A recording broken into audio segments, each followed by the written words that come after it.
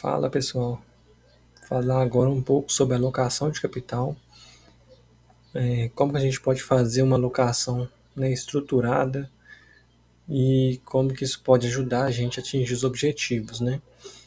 Criei um esboço aqui do que eu acho que seria o ideal, né, para partir do princípio, e aí a gente vai conversar um pouco sobre, né, essas metas de alocação e como que a gente pode, né, dar uma otimizada nisso para que possa nos favorecer no momento de realizar os aportes.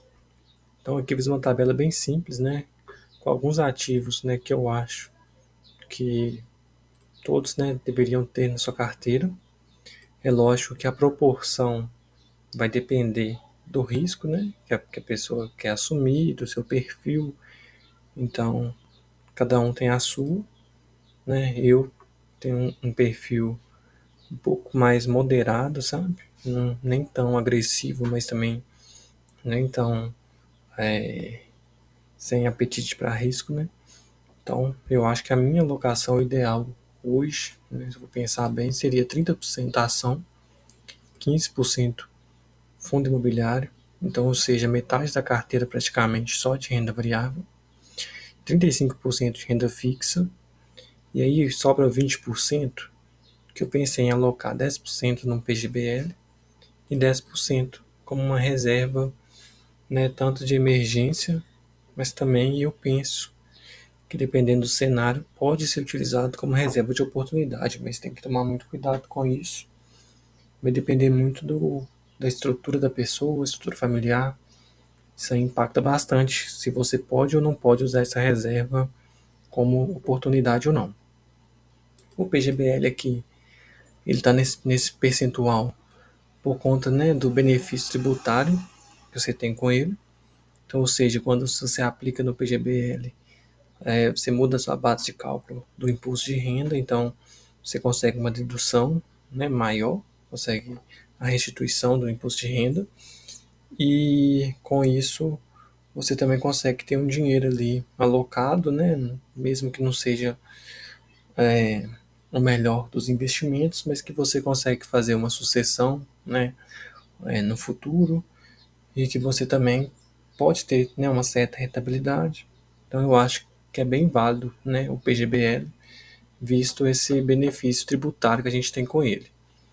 Né, as ações, né, são ações brasileiras, por enquanto eu não penso ainda, né, em alocar o capital fora, tem que esperar um pouco para ver como que vai ser, né, essas questões do governo, essas questões do Congresso, né, essas mudanças que estão para acontecer, que algumas estão acontecendo, enfim. Acho melhor aguardar um pouco, né, formar uma base primeiro, para depois a gente ir trabalhando isso aí. Agora, muito importante, né, que eu penso é dividir, né, todos esses percentuais ao longo dos anos. Então, eu vou preencher aqui qual que seria, né, os meus objetivos a cada ano e aí assim sucessivamente, né. Então, né, eu tô fazendo mais aqui na base da simulação para vocês, mas eu também tenho, né, o meu pessoal.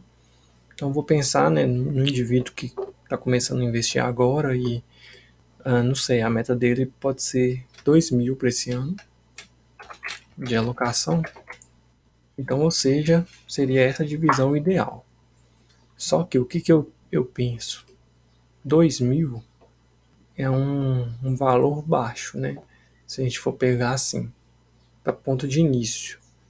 Então, às vezes, não compensa se fazer essa alocação estruturada desde o início, né? Às vezes você vai pegar um momento, né, que as ações estão mais baixas, agora deu uma esticada, mas ainda tem oportunidades.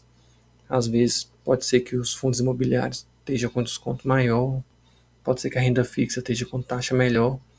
Então, ou seja, para início, né, de conversa, eu acho que a gente tem que pensar no sentido de não diversificar desde o início, mas eu vou pensar que eu vou ter uma alocação ideal e nisso eu vou, né, acompanhando os ativos para poder ver como que eles estão, né, se desenvolvendo ao longo do tempo, quais são aqueles que no início, né, não eram boas oportunidades, mas que depois passaram a ser.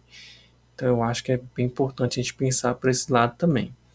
Mas aí vamos supor que a cada ano, né, que a gente consiga dobrar, né, o montante que a gente tinha alocado inicialmente. Então, 2024, 4 mil, 8 mil, e 16 mil e 32 mil. É lógico que a gente for pensar, né, vai ficar cada vez mais esticado o tiquinho. E o objetivo é esse mesmo, né? Porque a gente tem que pensar o seguinte: nós temos que tentar aportar o máximo que a gente conseguir, né, em bons ativos, e esses bons ativos, né, vão nos gerar uma receita extra que vai complementar aquele, né, aporte que a gente faz, e com isso a gente vai conseguir ir alocando um capital maior.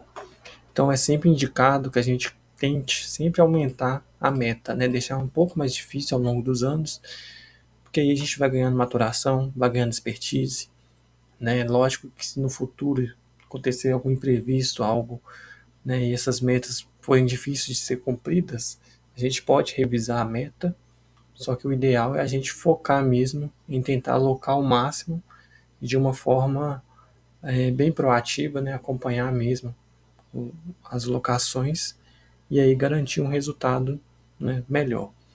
Então vou chutar que esse mês aqui, né, a pessoa conseguiu investir 1.000 ações, né, e deixou ali 1.000 de reserva.